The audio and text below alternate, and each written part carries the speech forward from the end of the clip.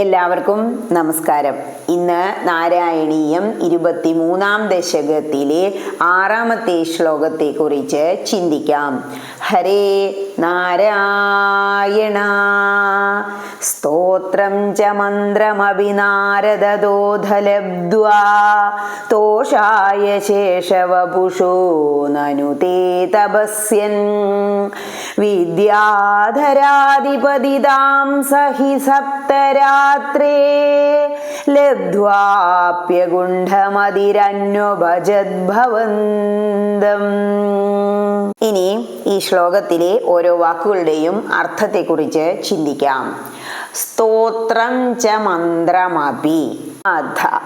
അനന്തരം സ്തോത്രവും മന്ത്രവും ലബ്ധ്വാ ലഭിച്ചിട്ട് നാരദധോധ നാരദത അതായത് നാരദനിൽ നിന്ന് തോഷായ ശേഷവപുഷോ. തോഷായ എന്നാൽ സന്തോഷത്തിന് വേണ്ടി. ആരുടെ? ശേഷവപുഷോ ആദിശേഷമൂർത്തിയായ. നനുതേ തപസ്യൻ അങ്ങയെ തപസ്സു ചെയ്ത് വിദ്യാധരാധിപതിതാം വിദ്യാധരന്മാരുടെ അധിപസ്ഥാനത്തേക്കുയർന്നു.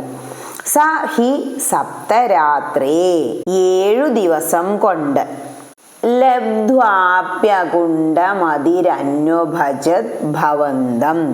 ലബ്ധ്വാ അപി ലഭിച്ചിട്ടും അകുണ്ഠമതി മടുപ്പില്ലാതെ അതായത് അഹംഭാവമില്ലാതെ.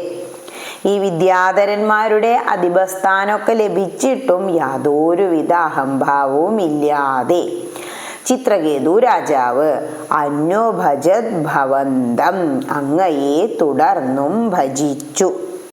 ഇനി ഈ അർത്ഥങ്ങളെല്ലാം മനസ്സിൽ വെച്ചുകൊണ്ട് ആ ശ്ലോകം ഒന്നുകൂടി ചൊല്ലി നോക്കണം. എന്താ പറയണേ? പിന്നീട് ചിത്രകേതുവിന് ശ്രീനാരദനിൽ നിന്ന് സ്തോത്രവും മന്ത്രവും ലഭിച്ചു.